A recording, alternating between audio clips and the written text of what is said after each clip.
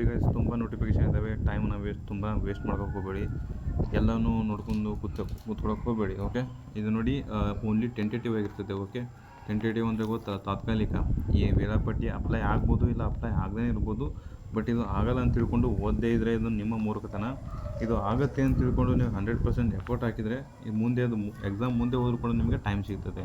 ಹಾಗಾಗಿ ಯಾರು ಕೂಡ ಟೈಮ್ನ ವೇಸ್ಟ್ ಮಾಡೋಕ್ಕೆ ಹೋಗ್ಬೇಡ್ರಿ. ನೋಡಿ, ಆಲ್ರೆಡಿ ನಿಮಗೆ ತಿಳಿಸ್ಕೊಟ್ಟಿನಿ KPSC ಕಡೆಯಿಂದ ಆಗುವಂತಹ ಮುಂದೆ ಬರುವಂಥ ನೋಟಿಫಿಕೇಷನ್ ವಿತ್ ಎಕ್ಸಾಮ್ ಟೈಮ್ ಟೇಬಲ್ನ ನಿಮ್ಮ ಆಲ್ರೆಡಿ ಒಂದು ವಿಡಿಯೋದಲ್ಲಿ ಹೇಳಿದ್ದೀನಿ. ಯಾರು ನೋಡಿಲ್ಲ ಆ ವಿಡಿಯೋನ ನೋಡೋಕ್ಕೆ ಸಾಧ್ಯವಾಗಬೇಕು. ಈಗ ನೆಕ್ಸ್ಟ್ ಹೇಳ್ತಾ ಇದ್ದೀನಿ, KPSC ಆಯ್ತಲ್ಲ, ಈಗ KA ಕಡೆಯಿಂದ, ಕರ್ನಾಟಕ ಎಕ್ಸಾಮಿನೇಷನ್ ಅಥಾರಿಟಿ ಕಡೆಯಿಂದ ನಿಮಗೆ ಅದು ಏನಿದೆಯಲ್ಲ ನೋಟಿಫಿಕೇಷನ್ಗಳು, ಆ ಮುಂದೆ ಬರುವಂಥ ನೋಟಿಫಿಕೇಷನ್ಗಳೆಲ್ಲ ಹೇಳ್ತೀನಿ. ಈ ತಿಂಗಳು, ನೆಕ್ಸ್ಟ್ ತಿಂಗಳು ಸೆಪ್ಟೆಂಬರು, ಈ ವರ್ಷ ಫುಲ್ ನೋಟಿಫಿಕೇಷನ್ನೇ ಇದೆ. ನೋಟಿಫಿಕೇಷನ್ಗಳ ಫಾರ್ಮನೇ ಸ್ಟಾರ್ಟ್ ಆಗ್ತದೆ. ಹಾಗಾಗಿ ಯಾರು ಕೂಡ ಮಿಸ್ ಮಾಡೋಕ್ಕೆ ಹೋಗಬೇಡ್ರಿ. ಓದೋರು ಕರೆಕ್ಟಾಗಿ 100% ಎಫರ್ಟ್ ಹಾಕಿ ಓದಿ. ಈ ಸಲ ನಿಮ್ಮದು ಜಾಬ್ ಆಗಿ ಆಗ್ತದೆ. ಓಕೆ, ಬನ್ನಿ ಇವಾಗ ಮಾತಾಡ್ತಾ ಹೋಗೋಣ ಏನೇನಿದೆ ಅಂತೇಳಿ. ಏನೇನಿದೆ ಅಂತಂದರೆ ಇಲ್ಲಿ SDA ಇದೆ, SDA, FDA, VAO ಇನ್ನೂ ಇದೆ, KSRP, ನೆಕ್ಸ್ಟ್ PC. ಈ PC ಎಲ್ಲ ಹುದ್ದೆಗಳು ಇವೆಲ್ಲ ಯಾವ ಅಂಡರಲ್ಲಿ ಬರ್ತಾವೆ ಅಂತಂದರೆ KA ಹುದ್ದೆಯಲ್ಲಿ ಬರ್ತವೆ. KA ಅಲ್ಲಿ ಅಂಡರಲ್ಲಿ ಬರ್ತವೆ. ಇವೆಲ್ಲ ಗ್ರೂಪ್ C ಹುದ್ದೆಗಳನ್ನ ಮಾತ್ರ ಬಿಟ್ಟಿದ್ದಾರೆ. ಗ್ರೂಪ್ ಸಿ ಅಂತಂದರೆ ಇವೆಲ್ಲ.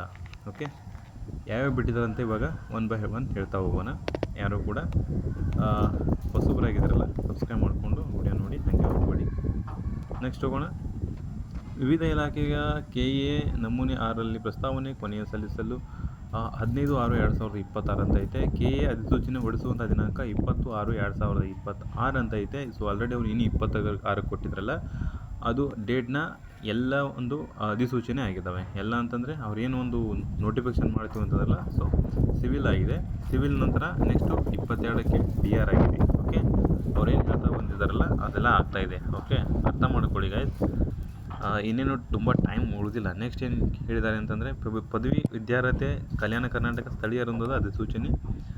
ಪರೀಕ್ಷೆ ದಿನಾಂಕ ಯಾವಾಗ ಅಂತಂದರೆ 15/8/2026.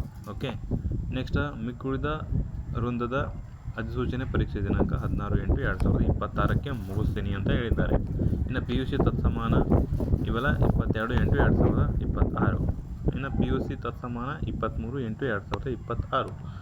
ಹಾಗಿದ್ರೆ ನೋಡ್ಕೊಳ್ಳಿ, ಇವೆಲ್ಲ ಯಾವ್ಯಾವ ಇದ್ದಾವೆ ಅಂತಂದರೆ ಎಲ್ಲ ಹೇಳಿದೆವು ನಿಮಗೆ. SDA, FD ಇವೆಲ್ಲಕ್ಕೂ ಅನ್ವಯ ಆಗುವಂತೆಯೇ ಅವ್ರನ್ನ ಡೇಟ್ನ ಕೊಟ್ಟಿರ್ತಾರೆ. ಇದು ಒಂದು tentative date. Okay, Karnataka examination authority ಕಡೆಯಿಂದ ಪರೀಕ್ಷಾ ವೇಳಾಪಟ್ಟಿ ಇದು ಅಧಿಕೃತವಾಗಿ ಬಿಡುಗಡೆಯಾಗಿರ್ತದೆ. ನೋಡಿ, ಮಾನ್ಯ ಸರ್ಕಾರದ ಮುಖ್ಯ ಕಾರ್ಯದರ್ಶಿಗಳು ಕರ್ನಾಟಕ ಸರ್ಕಾರರವರ ಅಧ್ಯಕ್ಷತೆಯಲ್ಲಿ ದಿನಾಂಕ 6/6/2026 ನಡೆದಂಥ ಸಭೆಯಲ್ಲಿ ಈಗಾಗಲೇ ಆರ್ಥಿಕ ಇಲಾಖೆಯಿಂದ ಅನುಮೋದನೆ ಪಡೆದಂತಹ ಗ್ರೂಪ್ C ಹುದ್ದೆಗಳು ನೇಮಕಾತಿ ಕರ್ನಾಟಕ ಪರೀಕ್ಷಾ ಪ್ರಾಧಿಕಾರ ವೇಳಾಪಟ್ಟಿ ಸಿದ್ಧಪಡಿಸಿ ಅದರಂತೆ ನೇಮಕಾತಿ ಅಧಿಸೂಚನೆ ಹಾಗೂ ಸ್ಪರ್ಧಾತ್ಮಕ ಪರೀಕ್ಷೆಯನ್ನು ನಡೆಸಲು ತೀರ್ಮಾನ ಮಾಡಲಾಗಿದೆ ಅಂತ ಐತೆ. ಓಕೆ, ಆಲ್ರೆಡಿ ತೀರ್ಮಾನ ಮಾಡಿದ್ದಾರೆ.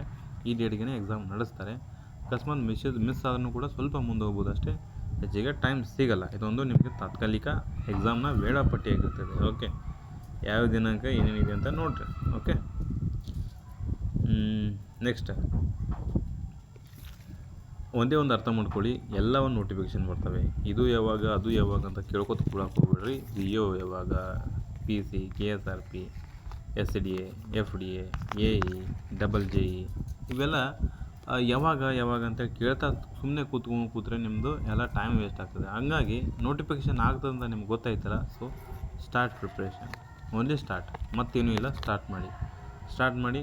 ಸೊ 100% ಫೋಕಸ್ ಆಗಿ ಓದಿ. ಇನ್ನು 6 ತಿಂಗಳು ಉಳಿದಿದೆ ಈ ವರ್ಷ ಮುಗಿಯೋಕ್ಕೆ. 6 ತಿಂಗಳ ಒಳಗಾಗಿ ಎಲ್ಲ ನೋಟಿಫಿಕೇಷನ್ ಕೂಡ ಆಗ್ತವೆ. ಈ ವರ್ಷ ನಿಮಗೆ ನೋಟಿಫಿಕೇಷನ್ಗಳ ಹಬ್ ಅಂತಲೇ ಕರಿಬೋದು.